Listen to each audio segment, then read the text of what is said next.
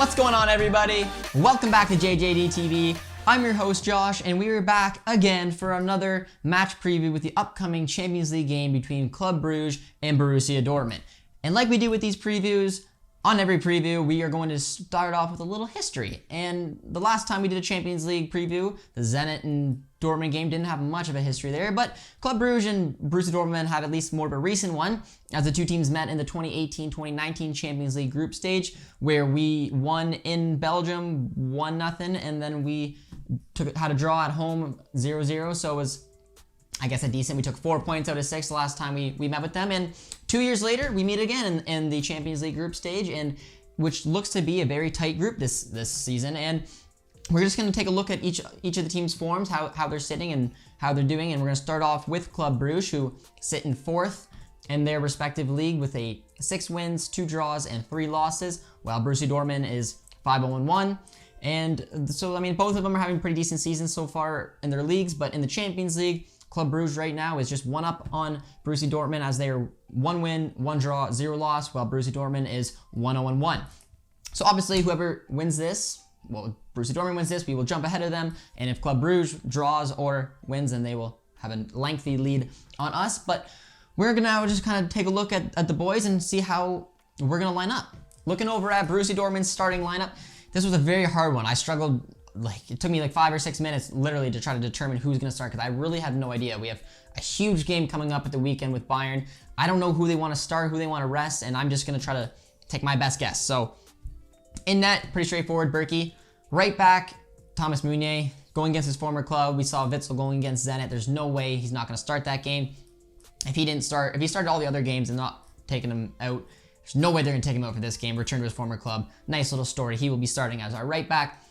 Obviously, Akanji, and beside him, it's got to be Piszczek. I mean, Chan, I don't think is match fit. Zagadou obviously out. I don't think Delaney is a more natural fit in a 4-back center back rather than Piszczek. I think he's really the only option we got.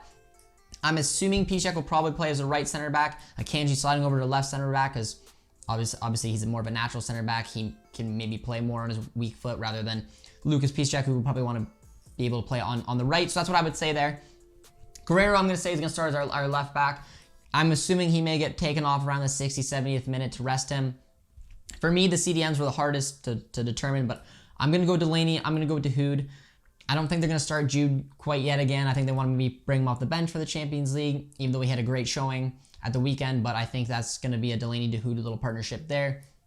With, obviously, Haaland not exactly knowing what's going to happen, I don't think they're going to want to start him right away, because obviously he's coming back from that little knock. So I think it's going to look a little bit similar to their game on the weekend, just a little bit out of place. We're going to start on the right attacking mid. I'm thinking it's going to be finally giving Sancho some rest. This is probably the game to do so. So I'm going to say Thorgan Hazard. Left attacking mid is going to be Gio. Our cam is going to be Brandt, and our striker is going to be Royce. I just feel like that's really the only way we can go. Maybe Renier gets in there, but I just can't really see it. Definitely those front four are going to get taken off relatively early if the game is going our way, but it's going to be interesting. This is a huge game of the weekend. It's hard to determine this lineup, but that's the one I'm going to predict. Let me know if you guys agree, if I'm missing out on someone, or if you think someone should potentially be rested, because this was a very hard lineup for me to determine. But taking a look at our key matchups like we like to do here on the channel, I can't look anywhere else besides Thomas Meunier.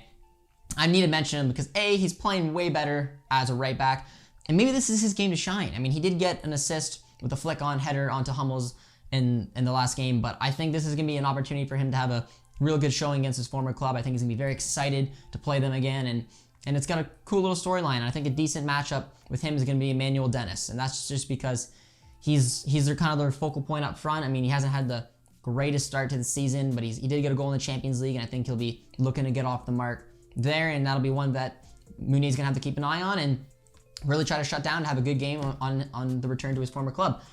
And the other way around, we're going to take a look, and it's going to be a familiar face to you Premier League fans, and that's Simon Mignolet, and that is Club Brugge's goalie. He's obviously well known for playing for Liverpool, but he's a solid goaltender. I've always respected his game, and I'm curious to see how he's going to do in a game like this and coming up against the rapid attack of Dortmund here. And the player I'm going to try to match him along with is going to be probably Gio. I'm going to mention Gio just because he had such a strong start to the season. It looked like he was just one of the first men on the team sheet, but then A little bit of dip in form, haven't obviously quite playing where he wants to play, and again, he's going to be playing out on the left. So I'm hoping that he's able to get in the game a little bit more, that he's going to just click a little bit with maybe Brandt, Royce, and maybe they do very well interchanging with each other. Maybe he drifts into that number 10 position, but I'm expecting a little bit more from him. I think he's ready to get his feet back in the game, and this could be a good opportunity to do so. And the man he's going to have to beat if he's going to get a goal is Sima Mignolet. So I wanted to mention him just because I am pretty familiar with the player, and I think that's a nice little matchup there. So with that is our little preview on the team sheet, and now we're just going to go into the prediction. And I mean, not like our league predictions where we got a bunch to do. We got one, and it's going to be Borussia Dortmund and Club Brugge. And the fun thing is that I'm on a roll right now.